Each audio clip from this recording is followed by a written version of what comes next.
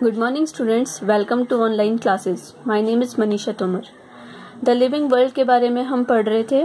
तो जो first topic था हमारा कि लिविंग ऑर्गेनिजम्स की क्या क्या बेसिक कैरेक्टरिस्टिक्स होते हैं, क्या होते हैं वो, तो उसके बारे में हम डिस्कस कर चुके हैं। तो हमारा जो नेक्स्ट टॉपिक है that is diversity in the living world. सबसे पहले तो हम बात करते हैं डाइवर्सिटी होती क्या है। आपको पता है जो हमारी अर्थ है, हमारी जो अर्थ की एज है वो है 4.5 बिलियन ईयर्स। हमारी अर्थ को ओरिजिनेट होते हुए 4.5 बिलियन ईयर्स हो चुके हैं, लेकिन जो हमारी लाइफ है अर्थ के ऊपर जो ओरिजिनेट हुई है वो हुई है 3.5 बिलियन ईयर्स पहले। तो तब से लेकर अब तक पहले जो अर्थ थी, अर्थ के ऊपर जो एटमॉस्फेयर था वो ऐसा नहीं था कि अर्थ पर कोई लाइफ हो सके। पहले कोई भी लाइफ अर्थ पे पॉसिबल नहीं थी, लेकिन धीरे धीरे चेंज आते रहे। हजारों सालों तक अर्थ पे चेंज आए, जिसकी वजह से धीरे धीरे लाइफ ओरिजिनेट होनी स्टार्ट हुई। सबसे पहले आर्ची बैक्टीरिया ओरिजिनेट हुए, धीरे धीरे उनमें चेंजेस आए और जो लिविंग ऑर्गेनिजम्स थे वो बनने स्टार्ट हुए।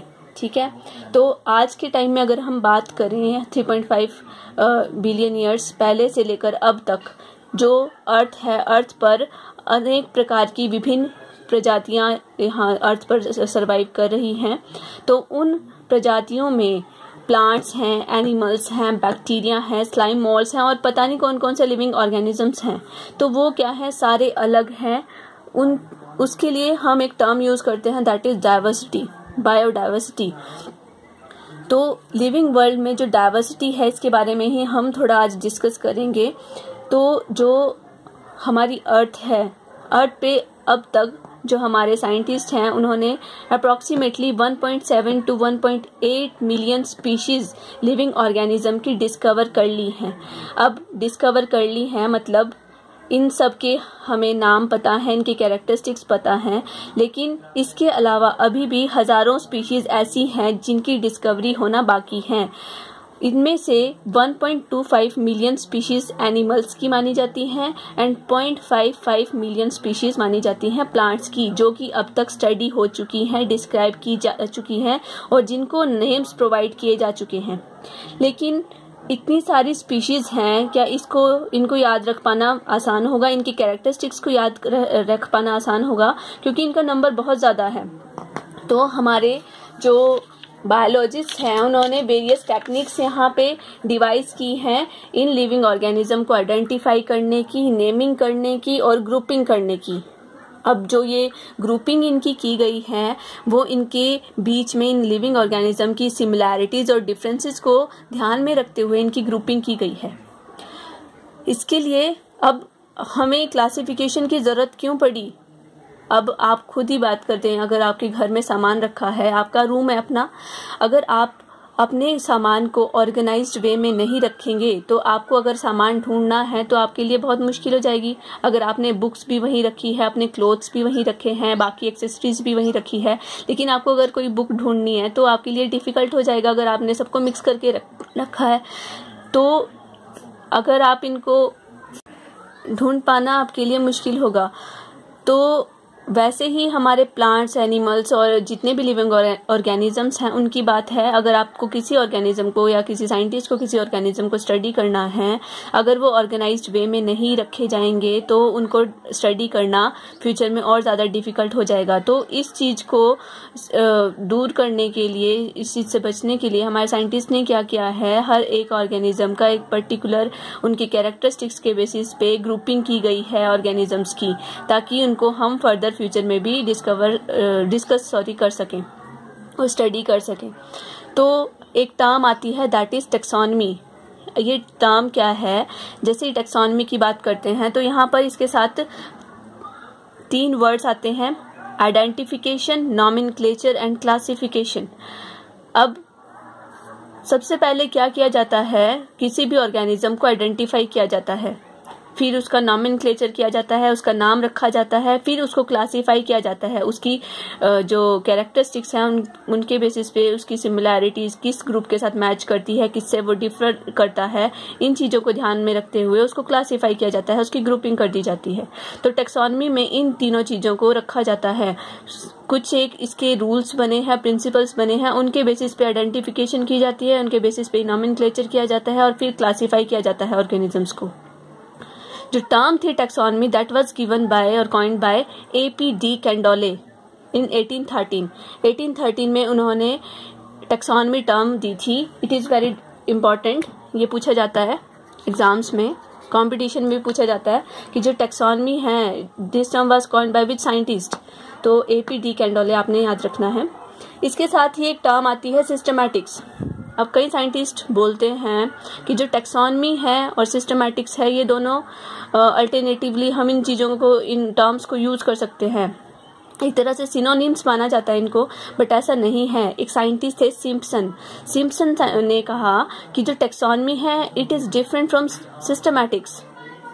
अब ये डिफर कैसे करती है कि सिस्टमैटिक्स है, इसमें हम टैक्सोनॉमी के साथ एवोल्यूशनरी रिलेशनशिप को भी स्टडी करते हैं। सिस्टमैटिक्स बेसिकली है क्या, it is a study of diversity of organisms and their comparative and evolutionary relationship based on comparative anatomy, physiology, biochemistry, ecology। अब यहाँ पे आपको कुछ वर्ड्स दिख रहे होंगे, बड़े टफ लग रहे होंगे आपको।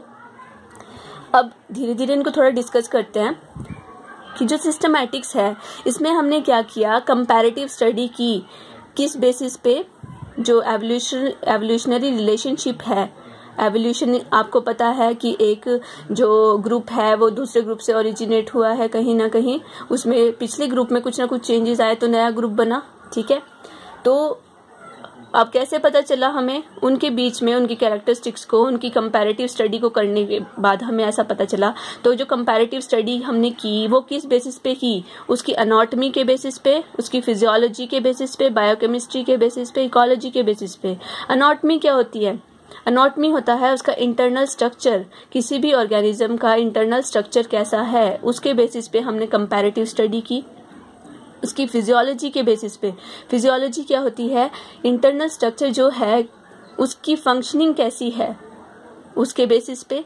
बायोकेमिस्ट्री क्या है, जो केमिकल रिएक्शंस लिविंग ऑर्गेनिज्म के अंदर होते रहते हैं उसको हम स्टडी करते हैं बायोकेमिस्ट्री में, उसके बेसिस पे कंपैरेटिव स्टडी हुई। और इकोलॉजी क्या है, किसी भी लिविंग ऑर्गेनिज्म का उसके एनवायरनमेंट के साथ किस तरह का रिलेशनशिप है। इन चारों चीज़ों को हमने बेसिक मानकर हमने क्या किया, लिविंग ऑर्गेनिज्म को स्टडी किया। और फिर क्या टर्म दी गई, सिस्टमैटिक्स। तो ये जो क्लासिफिकेशन है टैक्सोनॉमी की हम बात कर चुके हैं कि ये क्लासिफिकेशन किया जाता है, इसमें आइडेंटिफिकेशन, नॉमेनक्लेचर, क्लासिफिकेशन किया जाता है। साथ साथ क्लासिफिकेशन का जो बेसिस हमने यहाँ रखा है वो इसमें एवोल्यूशनरी रिलेशनशिप भी रखा है, और ये एवोल्यूशनरी रिलेशनशिप हमने कंपैरेटिव स्टडी के बेसिस पे रखा है, और ये कंपैरेटिव स्टडी हमने इन 4 बेसिस पे की, ठीक है। तो सिस्टमैटिक्स टैक्सोनॉमी से थोड़ी एडवांस है। जो सिस्टमैटिक टर्म है it was given bye Carolus Linnaeus बहुत जाने माने साइंटिस्ट माने जाते हैं, तो साइंटिस्ट बोल सकते हैं आप इनको। तो इन्होंने टैक्सोनॉमी भी दी थी, टैक्सोनॉमी के बारे में भी बताया था। इनको फादर ऑफ टैक्सोनॉमी भी कहा जाता है, and he is the scientist who gave binomial nomenclature, उसको जो हम फर्दर आगे की क्लास में स्टडी करेंगे। तो कैरोलस लीनियस आप यहाँ देख सकते हैं, ये हैं कैरोलस लीनियस। इनको फादर ऑफ टैक्सोनॉमी कहा जाता है, और इन्होंने ही सिस्टमैटिक्स टर्म को दिया था, ठीक है। फिर एक साइंटिस्ट आते हैं जॉन रे ने स्पीशीज टर्म दी थी किन के लिए, जो मॉर्फोलॉजिकली सिमिलर ऑर्गेनिजम्स थे। मॉर्फोलॉजिकली आप समझते हैं जिनकी एक्सटर्नल अपीयरेंस सेम है, उनके बेसिस पे ऑर्गेनिजम्स को एक टर्म दी गई that was species and it was given by John Ray. It is also very important question for competition. Carolus Linnaeus को फादर ऑफ टैक्सोनॉमी कहा जाता है, ठीक है। उन्होंने क्या किया, एक बुक पब्लिश की थी सिस्टेमा नेचुरी, जिसमें उन्होंने 4326 स्पीशीज एनिमल्स की डिस्क्राइब की। एक प्लांट्स की बुक इन्होंने पब्लिश की थी, दैट वाज स्पीशीज प्लांटेरम, और उसमें 5900 स्पीशीज थी प्लांट्स की। ठीक है, ये बुक्स के नाम आपने याद रखने हैं, सिस्टेमा नेचुरी एंड स्पीशीज प्लांटेरम। ये दोनों बुक्स किसने लिखी थी? कैरलस लीनियस ने। सिस्टेमा नेचुरी में एनिमल्स को डिस्क्राइब किया गया था और स्पीशीज प्लांटेरम में प्लांट्स को डिस्क्राइब किया गया था। ठीक है, इसके साथ साथ हम मेन साइंटिस्ट हैं, मेन बायोलॉजिस्ट रहे हैं हमारे, उनके बारे में बात करते हैं। फादर ऑफ बायोलॉजी, बायोलॉजी हम पढ़ रहे हैं तो हमें पता होना चाहिए कि फादर ऑफ बायोलॉजी कौन है। ही इज एरिस्टोटल, इनको अरिस्टो भी कहा जाता है, एरिस्टोटल। ठीक है, he is known as father of biology. Father of zoology है, ये भी एरिस्टोटल है। Actually he is the father of 9 sciences. He is also the father of political science. Father of botany है थियोफेरेस्टस, ये plant biologist थे। Theophrastus is known as father of botany. Carolus Linnaeus ने nomenclature के लिए plants और animals का nomenclature किया जाता है, उनकी नेमिंग की जाती है, तो उसके लिए एक सिस्टम इंट्रोड्यूस किया था, that was binomial nomenclature.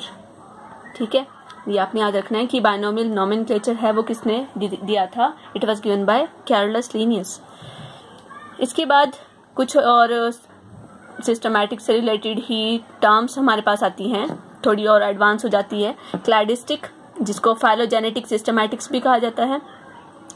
Cladistic क्या है? It classifies organisms according to the historical order in which the evolutionary branches arrows.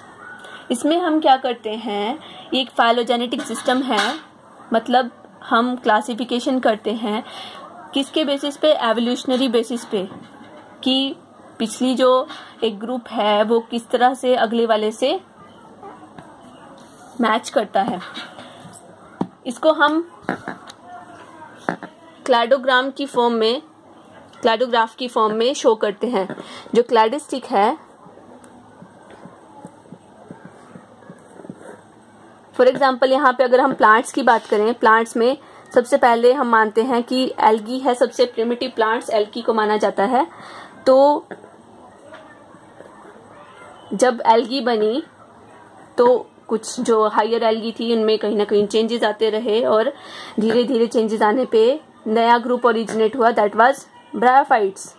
Bryophytes में लीवरवर्ट्स हैं, मॉसेस हैं, वो अराइज हुए। अब जो ब्रायोफाइट्स थे उनमें एवोल्यूशन होता रहा, चेंज होते रहे, ठीक है, चेंजेस आते रहे, और वहां से नया जो ग्रुप है वो बना, दैट वाज टेरिडोफाइट। टेरिडोफाइट्स बने। ठीक है,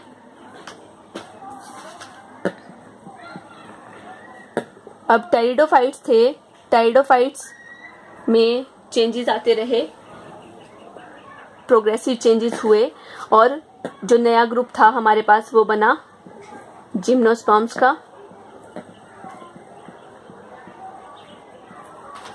अब जिम्नोस्पर्म्स में चेंजेस आते रहे और फाइनली हमारे पास जो ग्रुप बना वो बना एंजियोस्पर्म्स का। ठीक है, अब हमें कैसे पता चला कि जो ब्रायोफाइट्स हैं उनसे पहले एल्गी बनी? क्योंकि जो हायर एल्गी है और लोअर ब्रायोफाइट्स हैं उनके जो कैरेक्टर्स हैं वो मैच करते हैं। इसी तरह से जो हायर ब्रायोफाइट्स हैं और लोअर टेरिडोफाइट्स हैं उनके कैरेक्टर्स मैच करते हैं। इस तरह के हमारे पास एविडेंसेस मौजूद हैं। जो हायर टेरिडोफाइट्स हैं और लोअर जिम्नोस्पर्म्स हैं उनके बीच में हमारे पास लिंक्स मिले हैं, और हायर जिम्नोस्पर्म्स हैं और लोअर एंजियोस्पर्म्स हैं उनके बीच में हमें एविडेंसेस मिले हैं। इसके बेसिस पे हमें जो एविडेंसेस मिले हैं हमने उसके बेसिस पे क्लासिफिकेशन किया है।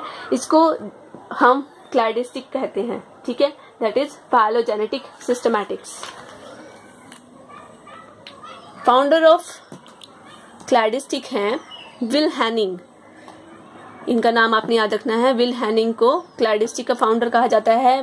फाइलोजेनेटिक सिस्टमैटिक्स को इन्होंने अच्छे से एक्सप्लेन किया था, इन्होंने ही दी थी ये term.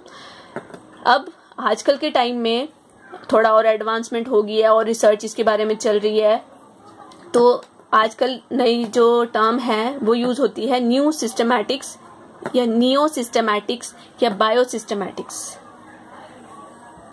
It is a concept of systematics that considers a species to be the product of evolution.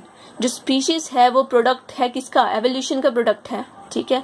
नहीं, जो स्पीशीज बनती है वो एवोल्यूशन के थ्रू ही बनी है। इसमें क्लासिफिकेशन के लिए हमने क्या किया है? It takes into consideration all the non characteristics of organisms and all non evidence from different fields of biology.